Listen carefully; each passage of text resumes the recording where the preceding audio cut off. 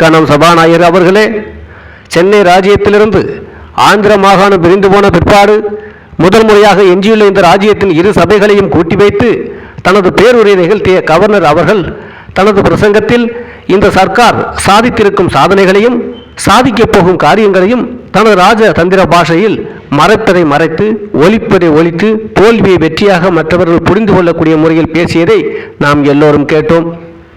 அவர் தனது உரையில் ஆந்திர ராஜ்யம் சுமூகமான முறையில் சௌஜன்யமான வகையில் பிரிந்துவிட்டதாக மகிழ்ச்சி தெரிவித்துக் கொள்ளும் போது ஆந்திர ராஜ்யத்தோடு சித்தூர் தமிழ் பிரதேசங்களையும் சேர்த்து விட்டார்கள் என மனம் கொதித்து கொண்டிருப்பவர்களையும் ஆறுதல் அளிக்கக்கூடிய வகையில் அந்த தமிழ் பிரதேசங்களை திரும்பவும் தமிழ் நாட்டுடன் சேர்க்க ஆந்திர சர்க்காருடன் சர்க்கார் சமரச முறையில் பேசி முடிவு காண எல்லா நடவடிக்கைகளையும் எடுத்துக்கொண்டிருப்பதாக அனுதாபத்தோடு சுட்டிக்காட்டியிருக்கிறார்கள்.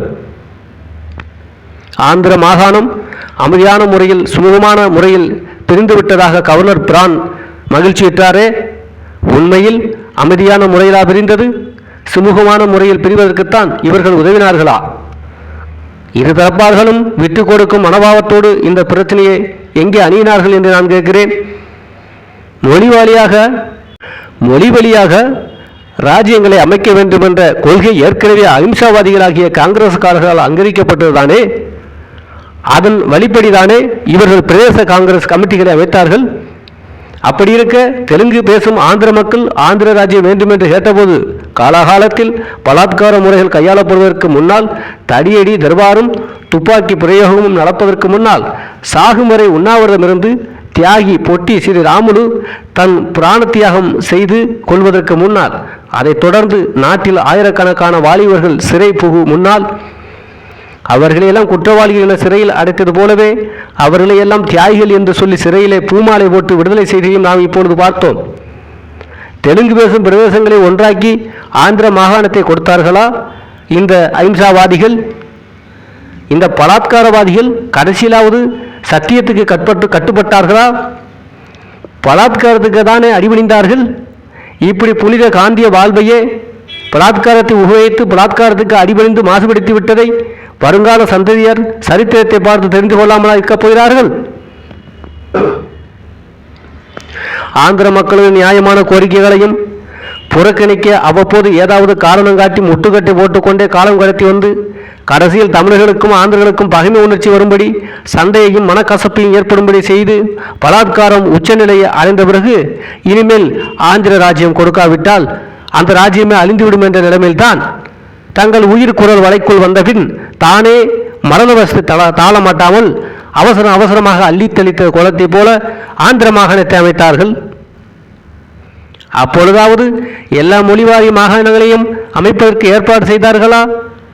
ஆந்திர மாகாணத்தை மாத்திரம் தற்காலிக ஏற்பாடாக வைத்து அவசரமாக பிடித்ததினால் இந்த இரு ராஜ்யங்களுக்கிடையே நீடித்த சுமூகமான உறவு நிலை வேண்டியதற்கு பதிலாக பகைமை உணர்ச்சியை இன்றைய தினம் வளர்ந்திருக்கிறது. பிரிவினையில் இவர்கள் செய்திருக்கும் தவறுகள் எல்லாவற்றிலும் சிரமமானது சித்தூர் ஜில்லாவில் உள்ள தமிழ் பிரதேசங்களையும் ஒரேடியாக ஆந்திர மாகாணத்தோடு யாரையும் கேளாமல் எவருடைய யோசனையும் கேளாமல் சேரும்படி அறிவித்தது. அதனால் எவ்வளவோ கொந்தளிப்புகள் எவ்வளவோ கிளர்ச்சிகள் நாட்டில் நடந்திருக்கின்றன. இந்த கிளர்ச்சிகள் ஏற்பட்ட பின்னாவது சர்க்கார் நேர்மையான எண்ணத்தோடு இந்த பிரச்சனையை அணுகிறதா என்றால் அதுவும் இல்லை. வெட்ட வெளிச்சமாக தெரிகிறது. தாயகத்தோடு சேர வேண்டும் என்று நியாயமான முறையில் தமிழர்கள் செய்த கிளர்ச்சியை முட்டாள்தனமானது என்று அறிவாளி என எண்ணிக்கொண்டிருக்கும் இந்த முதலமைச்சர் சொல்கிறார். நம் ராஜ்யத்திலும் தானே அறிவாளி என எண்ணிக்கொண்டிருக்கும் முதலமைச்சர் இப்பொழுது கிளர்ச்சி செய்ய அவசியமில்லை. எல்லை கமிஷன் வரும்போது இவர்கள் சுமூகமாக தீர்க்கப்படும் என்று வாக்குறுதி அளித்தார். ஆனால் இவர் அளித்த வாக்குறுதி என்னவாயிற்று? இவர்தான் தீர்க்க தரிசனம் கூட வாய்ந்தவராச்சே. எல்லை கமிஷன் ஏற்பட்டாலும் இந்த பிரச்சனையை பற்றி அது விசாரிக்காதா என்று அப்பொழுதே இவருக்கு தெரிந்திருக்க வேண்டாமா? தெரிந்திருந்தால் அன்றைய தினம் கிளர்ச்சி செய்த தமிழக மக்களுக்கு எல்லை கமிஷன் விசாரணை செய்யும், ஆகவே உங்கள் நடவடிக்கையில் வாபஸ் வாங்கி கொள்ளுங்கள் என்று சொல்லியிருப்பாரா?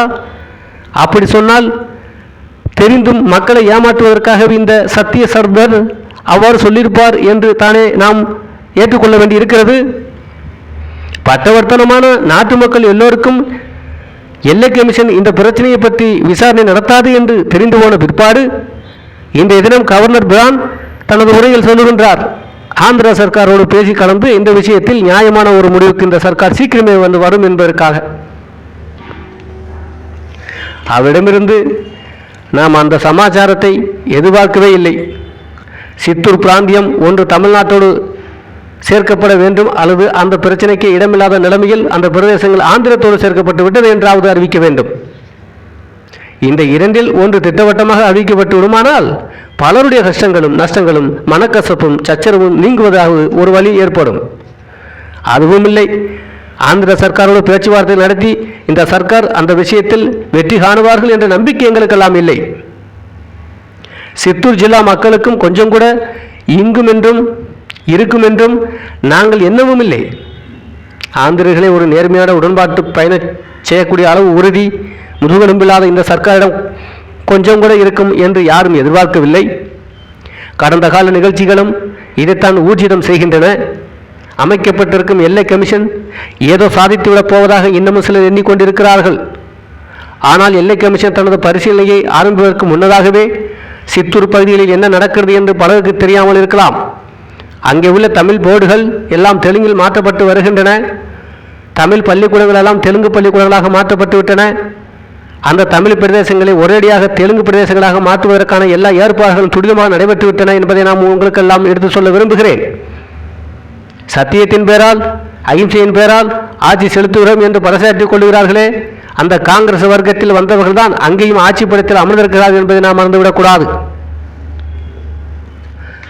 தர்மத்துக்காக நியாயத்துக்காக தமிழகத்தோடு தங்கள் தாயகம் சேர்ந்திருக்க வேண்டும் என்பதற்காக நியாயமான முறையில் கிளர்ச்சி செய்கின்ற தமிழ் மக்களுக்கு இந்த சர்க்கார், அதனை ஆளுகின்ற இந்த புண்ணியாத்மாக்கள் உதவி செய்யாவிட்டாலும் ஊக்கமளிக்காவிட்டாலும் அவர்கள் செய்யும் காரியங்களையாவது மக்கள் உள்ளத்தை விஷமாக தோன்றும்படி தப்பான பிரச்சாரம் செய்யாமலாவது இருக்கிறார்களா என்றால் அதுவும் இல்லை. இந்த தர்மாத்மாக்களை, அஹிம்சா மூர்த்திகளை, சத்திய நெறியில் வாழ்கிறோம் என்று பித்தலாட்டமே செய்து வரும் புண்ணியவான்களை மிக தாழ்மையாக கேட்டுக்கொள்கிறேன். ஆந்திரர்களுக்கும் தமிழர்களுக்கும் இடையே தவிந்து போகக்கூடிய நிலைமையில் இருக்கும் சாம்பல் பூத்து போய் இழக்கும் நெருப்பு போன்ற பகைமை உணர்ச்சியை, பழைய அருவருப்பு உணர்ச்சியை மறுபடியும் ஊதிவிடாமல் விசிறிவிடாமல் ஒரேடியாக இந்த விஷயத்தையே கிளப்பாமலாவது இருந்து விடுங்கள்.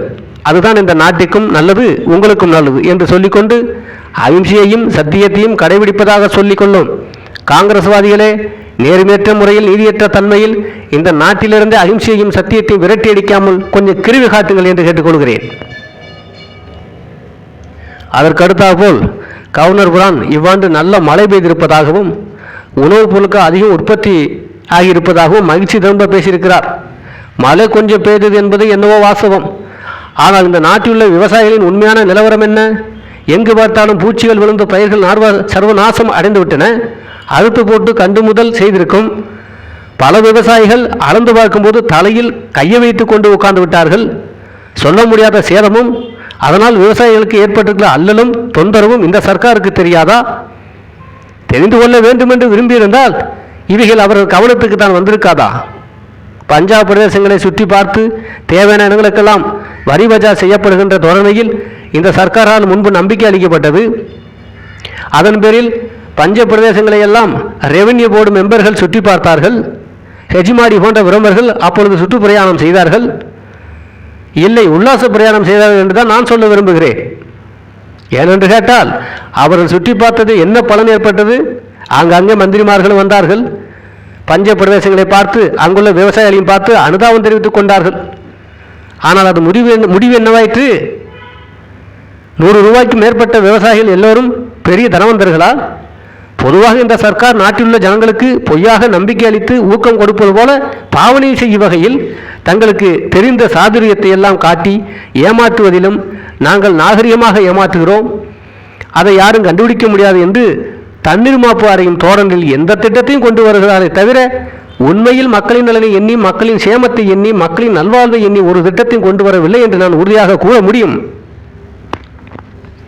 ஆங்கில ஆட்சி எதிர்த்து போராடிய காலத்தில் சுதந்திரம் கிடைக்காவிட்டால் விவசாயிகளை பெரிய நன்மை செய்து விடப் போகிறோம் என்று ஆசை வார்த்தைகளை காட்டி தொழிலாளிகளுக்கு சுதந்திரம் வந்த பின்னர் அவருடைய கோரிக்கைகளை எல்லாம் நாங்கள் நிறைவேற்றி தரப்போகிறோம் என்று உறுதிமொழி அளித்து அவர்கள் எல்லோருடைய உதவியும் கொண்டு அந்நியனை விரட்டி வெற்றியடைந்து வாகை மாலை சூடிக்கொண்டு அதிகாரத்துக்கு வந்திருக்கும் இந்த காங்கிரஸ் வீரர்களை அன்றைய தினம் தாங்கள் மக்களுக்கு என்ன வாக்குறுதியை கொடுத்தோம் என்பதை இன்றைய தினம் மறந்து, அன்றைய தினம் மக்களுக்கு என்ன உறுதிமொழியிலே அளித்தோம் என்பதை இன்றைய தினம் மறந்து மாட்டுப்பெண்ணாக இருந்தபோது மாமியாரின் கொடுமைகளுக்கெல்லாம் உள்ளாகி கண்ணீர் உகுந்ததை மறந்து தனக்கு மாமியார் ஸ்தானம் வந்த பிறகு மற்றவர்களைப் போல பல மடங்கு அதிகமாக கொடுமை செய்யும் நிலைக்கு வந்துவிட்டார்கள் என்றால் இதை பற்றி மேலும் நான் என்ன சொல்வது என்றுதான் எனக்கு தெரியவில்லை. இவர்கள் செய்து வரும் ஒவ்வொரு காரியங்களிலிருந்தும் பலவிதமான தீமைகள், தொல்லைகள், அல்லல்கள், சங்கடங்கள் போன்றவைகள் தான் உண்டாகியிருக்கின்றதை தவிர ஒரு விதமான நன்மை ஏற்படவில்லை என்று நான் நிச்சயமாக சொல்வேன். கடந்த கால காங்கிரஸ் ஆட்சியிலும் தற்காலத்தில் இருந்து கொண்டிருக்கும் காங்கிரஸ் ஆட்சியிலும் மக்களுக்கு தொந்தரவுகள் அதிகமாக இருக்கின்றன. அதுக்கு அடுத்தபடியாக இந்த சுதந்திர வீரர்கள் தாங்கள் பெற்ற சுதந்திரத்தை நினைவு கூர்ந்து விழா கொண்டாடினார்கள். இவ்வாண்டு ஜனவரி மாதம் 26ஆம் தேதி அன்று கொண்டாடப்பட்ட சுதந்திர விழாவில் இந்த ராஜ்யத்தின் கவர்னர் பெயரால் ஒரு மானக்கேடான காரியத்தை செய்திருக்கிறார்கள். அதாவது சென்னையில் இருக்கப்பட்ட சிலைகளுக்கெல்லாம் பூமாலைகள் போட்டு அலங்காரம் செய்தார்கள். அந்த சிலைகளின் பெரும்பாலும் ஆங்கிலேயருடைய சிலை என்பதை நாம் மறந்துவிடக்கூடாது. இந்த நாட்டு மக்களை அடிமையாக்கி அவர்களுக்கு பல இன்னல்களை இழைத்து இந்நாட்டு பெண்களை கற்பழித்து அவமானப்படுத்தி அந்த ஆங்கிலேயருடைய சிலைகளுக்கு இந்த அரசாங்கம் அலங்காரம் செய்ய சொன்னார்கள் என்று சொன்னால் அது ஒரு சரித்திர அரசாங்கமா? அது ஒரு சுதந்திர அரசாங்கமா? தன்மானமுள்ள அரசாங்கமாக இருந்திருந்தால், உண்மையாகவே சுதந்திரத்தில் அபிமானம் கொண்ட அரசாங்கமாக இருந்திருந்தால் நம்மை அடிமைப்படுத்தி இழிவுபடுத்திய அந்நியருடைய சிலைகளுக்கு சுதந்திர விழாவின் போது அலங்காரங்கள் செய்திருக்க மாட்டார்கள். அவைகளை எல்லாம் அவ்விடங்களிலிருந்து பேர்த்து எடுத்து கொண்டு போய் மியூசியத்தில் போட்டிருப்பார்கள். அந்த காரியத்தை செய்யவில்லை இந்த சுதந்திர வீரர்கள். அவமான சின்னமாக சென்னையில் இருக்கும் சிலைகளுக்கு அலங்கரித்து இந்த சர்க்கார் என்று சொன்னால், அலங்கரித்து வேடிக்கை பார்க்கிறது இந்த சர்க்கார் என்று சொன்னால் இது சுதந்திர சர்க்கார் செய்யக்கூடிய காரியமா? இது மனிதத்தன்மைக்கு ஏற்றதா? தன்மானம் உள்ளவர்கள் செய்யக்கூடிய செயலா என்று மட்டும் கேட்டுவிட்டு இது சட்டசபையாக இருப்பதால் வேறு எந்த பதத்தையும் மேற்கொண்டு உகைக்காமல் நிறுத்திக் கொள்கிறேன். அதற்கு அடுத்தால் போல் கடன் ஒத்திவைப்பு சட்டத்தை கொண்டு வந்துவிட்டோம். விவசாயிகளுக்கு பெரிய நன்மை இது அளிக்கப் போகிறது என்பதாக இவர்கள் சொல்லிக் கொள்கிறார்கள். ஆனால் விவசாயிகளுக்கு தற்காலிக நன்மை ஏற்பட்டிருக்கிறது என்பதை ஒத்துக்கொள்ளுங்கள். ஆனால் அதே சமயத்தில் மறுபடியும் அவர்கள் கடன் வாங்குவதற்கு குறைந்த வட்டி கடன் கொடுக்கும் பாங்கு வசதிகளை நிலவுவதற்கு ஏதாவது ஏற்பாடு செய்திருக்கிறார்களா? அப்படி செய்திருந்தால் இந்த சட்டத்தால் உண்மையான பலன் ஏற்படலாம். அப்படி இல்லாமல் இந்த சட்டத்தை மாத்திரம் கொண்டு வந்திருப்பதால் ஏற்பட்ட நன்மை இன்றைய தினம் விவசாயிகள் கடன் கிடைக்காமல் திருத்திரவாக அல்லல்படுவதான். மேலும் கடன்காரர்களின் தொல்லையிலிருந்து ஒரு வருஷ காலத்துக்கு பிறகு இவருடைய தானியங்களும் சாமான்களும் லேவாதேவிகாரர்களால் ஜப்தி செய்யப்படும் ஒரு நிலைதான் ஏற்படும் என்று நினைக்கிறேன்.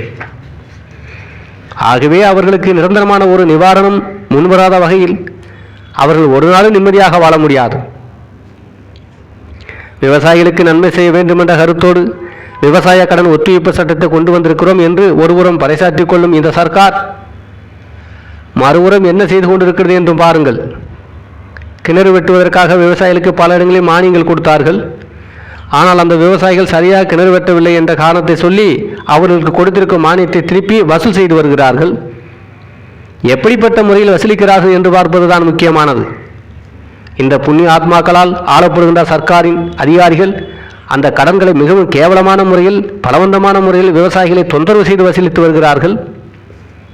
மிகவும் பஞ்சத்தால் பாதிக்கப்பட்டிருக்கும் அந்த ஏழை விவசாயிகளிடம் கொஞ்சம் கூட இரக்கம் காட்டாமல் அவர்கள் பேரில் கோர்ட்டுகளில் கேசுகள் போட்டு அவர்கள் சொத்துக்களை ஜப்தி செய்து குழந்தை குட்டிகளோடு அவர்கள் நடுத்தரவில் நிற்க வைத்திருக்கிறார்கள். இதுதான் இந்த சர்க்கார் ஏழை மக்களிடம் கொண்டிருக்கும் அனுதாபத்தை விளக்கும் நல்ல காரியமா? நாட்டிலே மக்கள் உண்ண உணவின்றி தவிக்கிறார்கள். பல ஏழைகள் பட்டினியால் செத்து கொண்டிருக்கிறார்கள் என்று நாங்கள் சொன்னால் உடனே அந்த கட்சியை சேர்ந்தவர்கள் பட்டினியால் யாருமே இந்த ராஜ்யத்தில் உயிரவிடவில்லை, இது எதிர்கட்சிக்காரர்களின் பொய் பிரச்சாரங்களில் ஒன்று என்று உண்மையை ஆராயமலே எங்கள் மேல் சீற்றம் கொள்வது முந்தைய வழக்கம்.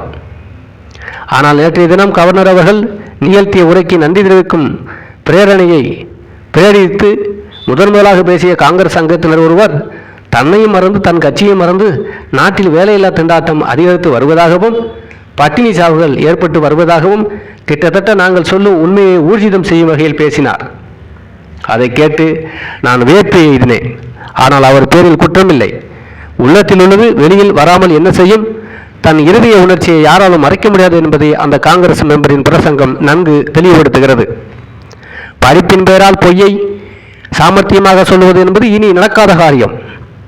ராஜதந்திரம் என்றால் என்ன?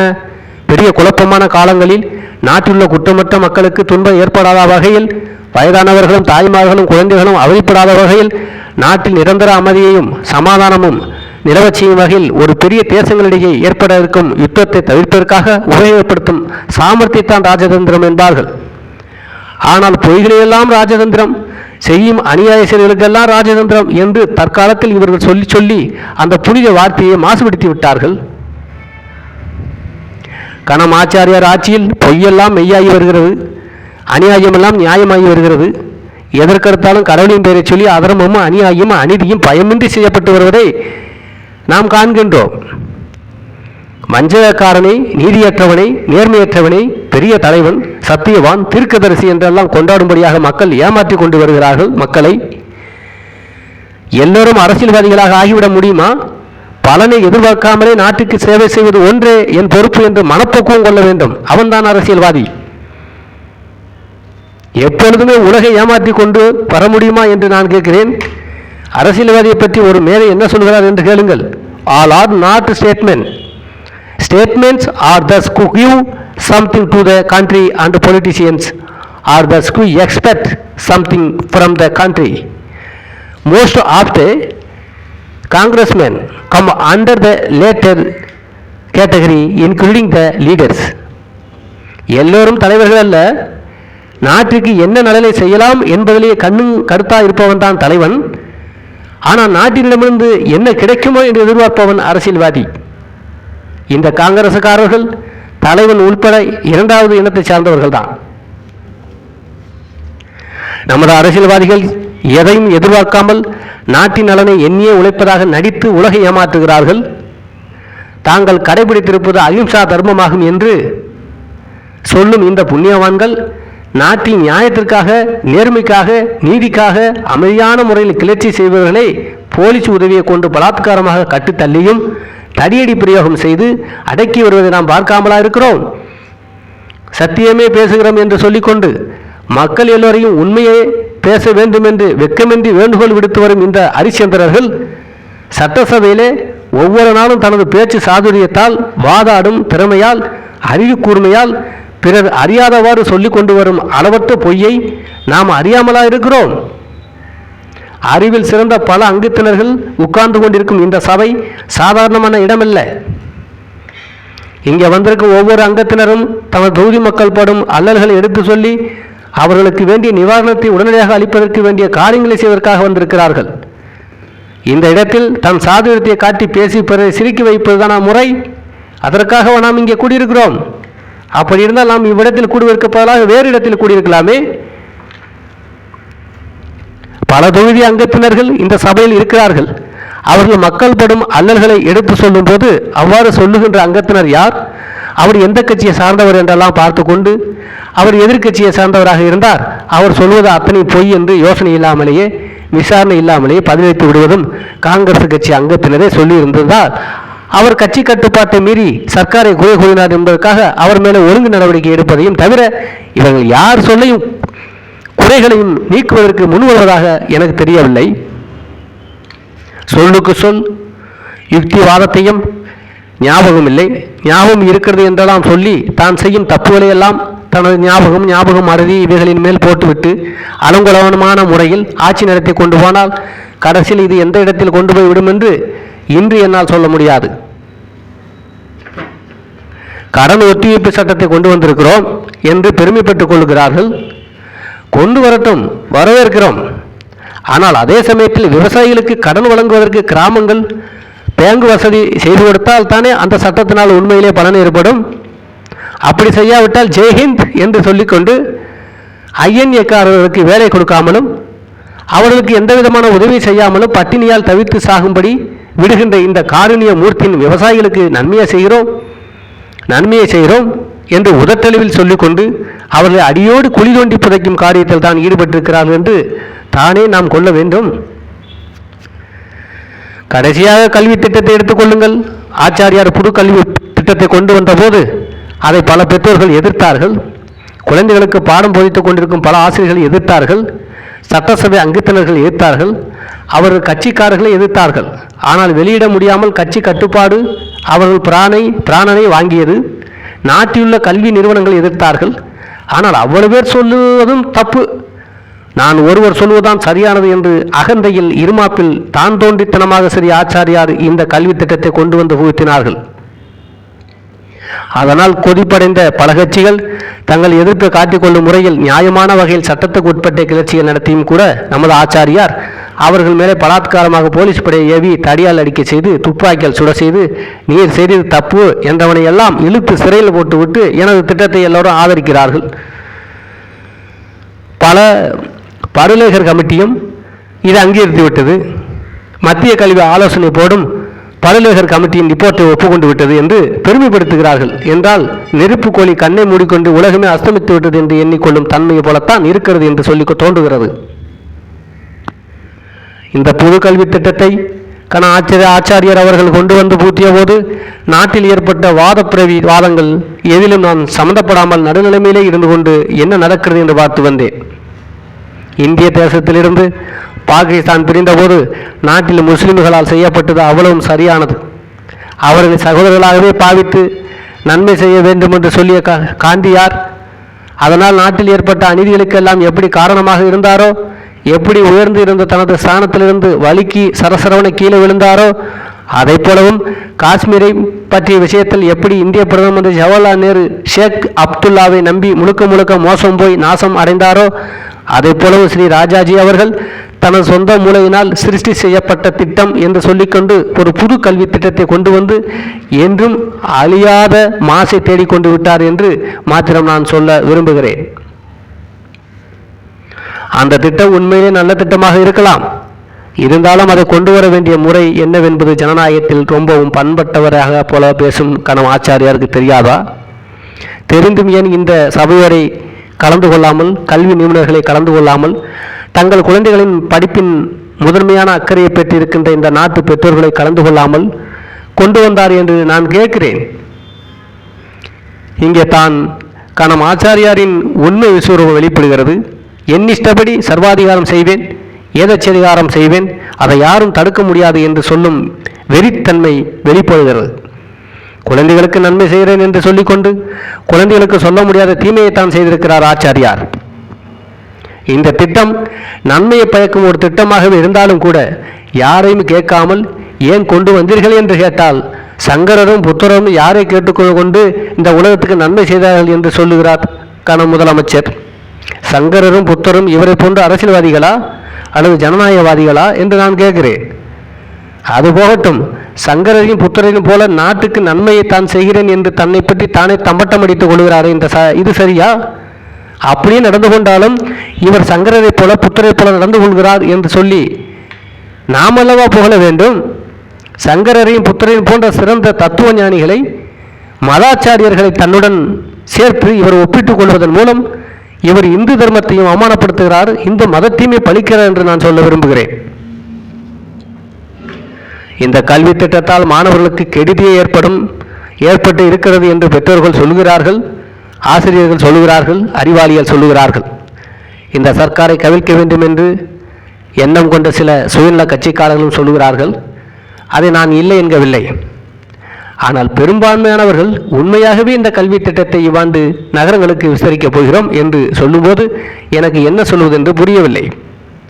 குதிரை கீழே தள்ளியதோடு அல்லாமல் குழிய தோன்றிற்று என்ற பழமொழிக்கேற்ப இவர்கள் நடந்து கொள்கிறார்கள் என்று தான் சொல்ல தோன்றுகிறது.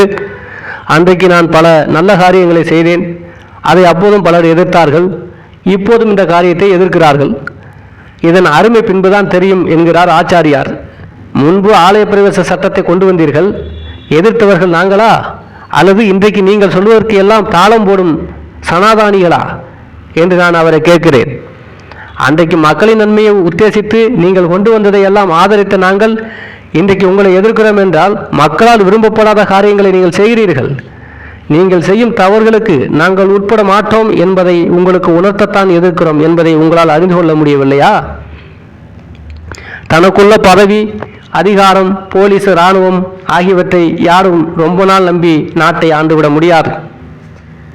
அல்லற்பற்றா தழுத கண்ணிரன்றோ செல்வத்தை தேய்க்கும் வலை.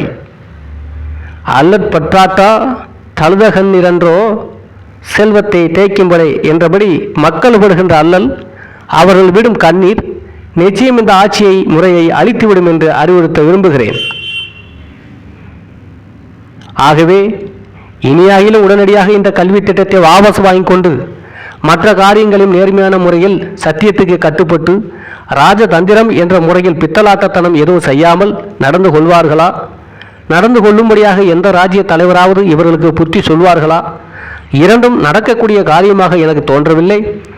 ஆகவே இவர்கள் எல்லோருக்குமே ஆண்டவன் தான் புத்தி கொடுக்க வேண்டும் என்று சொல்லிக்கொண்டு என் இன்றைய பேச்சை இத்துடன் முடித்துக் கொள்கிறேன்.